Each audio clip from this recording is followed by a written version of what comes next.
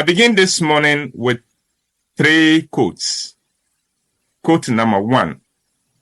An empowered life begins with serious personal questions about oneself. Those answers bear the seeds of success. And that is by Steve Maraboli, a best-selling writer and speaker. Second quote. We get wise by asking questions.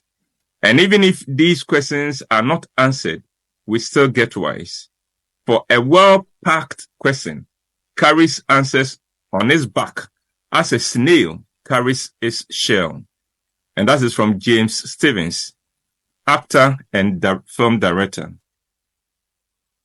The third quote, at the end of the day, the questions we ask of ourselves determine the type of people that we will become. And that is from Leo Babauta, a blogger and an author. I believe in the power of questions. I know that the right question can change your life. So this morning, I want us to consider 10 questions that can help shape our direction in life. Here we go. Question number 1. What does your current situation in life make possible? Whether you like your current situation in life or not, you must know that it offers you great opportunities.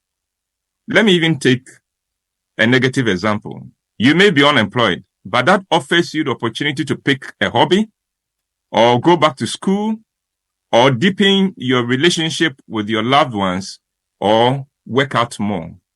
So, instead of being unhappy about your situation, be excited about the possibilities that your situation opens for you. Question number 2. Does anyone owe you any debt of gratitude? In other words, are there people whose lives are far better off because their paths crossed yours? Are there people who know that you are the reason for their current happiness and well-being? If there is no one who owes you a debt of gratitude, you are living a very self-absorbed life that has to change if you are to know significance and happiness. Question number 3. Are you forgiven by the most important person in your life? The most important person in your life is you. It isn't your parents, no matter how responsible they are. It isn't your siblings, no matter how close you are to them. It isn't your children, no matter how much you love them. And it isn't your spouse, no matter how blessed you feel to have him or her. The most important person in your life is you. Unfortunately, some of us have not forgiven ourselves for a choice we made, or something we said that backfired, or something we did or failed to do that cost us and those we love so much. Learn to forgive yourself, but learn the lessons from your shortcomings and mistakes and aim at being better every day. Question number 4. Whose voice stops you?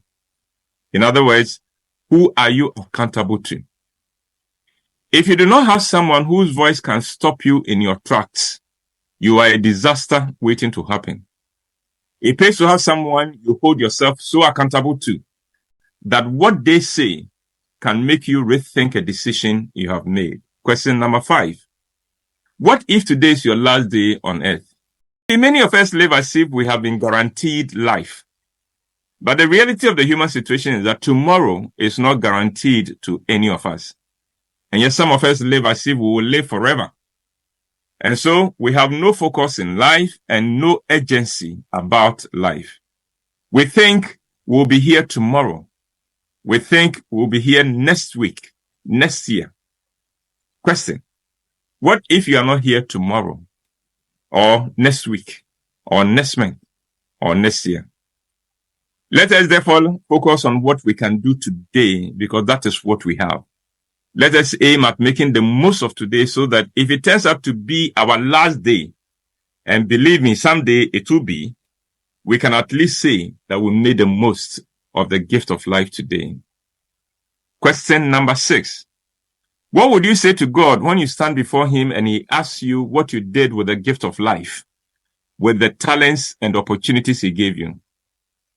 There is enough evidence in the Bible to suggest that someday we'll find ourselves standing before God to answer for our lives.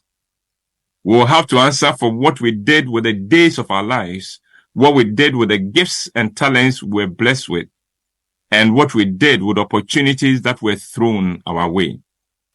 When that day comes, will you be happy with the answers you give? Question number 7. What would you do today if you were not afraid or bitter or discouraged? It is sad that most of us allow all kinds of things to hold us back in life. It may be the fear of failure, or the fear of being ridiculed, or it may be discouragement. The fact that we have tried this before and it did not work as expected. Note what is holding you back in life and throw that shackle away, and you'll be amazed at how much you would accomplish in your life and with your life starting today. Question number 8. Do you owe life, or does life owe you? I have to explain this question. I believe that if your contribution to life is more than you get paid for, life owes you and will find ways of paying you. Life will pay you with good health. Life will pay you with great relationships. Life will pay you with peace of mind and so on. On the other hand, if your contribution to life is less than what you get paid for, you owe life, and life will find ways of collecting from you. And life does that in all kinds of ways. So, do you owe life, or does life owe you? In other words, are you putting in and giving more than you take out of life? If you are taking out more than you put in, life will find a way of destroying or punishing you. If you are contributing more than you take out, life will also reward you. The choice is yours. Question number 9, and this is for the married people listening to me this morning. If all marriages in Ghana were annulled today, would your partner choose to marry you again?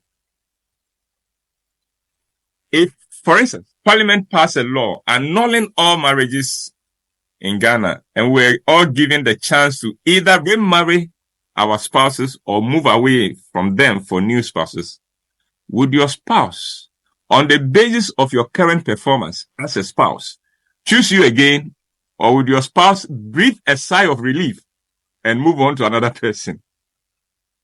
For the purposes of this question, I assume that you do not have children or any joint investment with your spouse to hold you back. Would you choose your spouse again? And finally, question number 10. And this, I'm flipping the coin, so this is for the unmarried.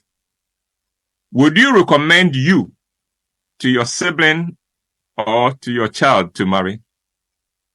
In other words, if you knew someone who had the same attitude and lifestyle like you, someone who acts and behaves exactly like you, would you recommend your sibling or your child to marry that person? In other words, are you the right person for anyone to marry?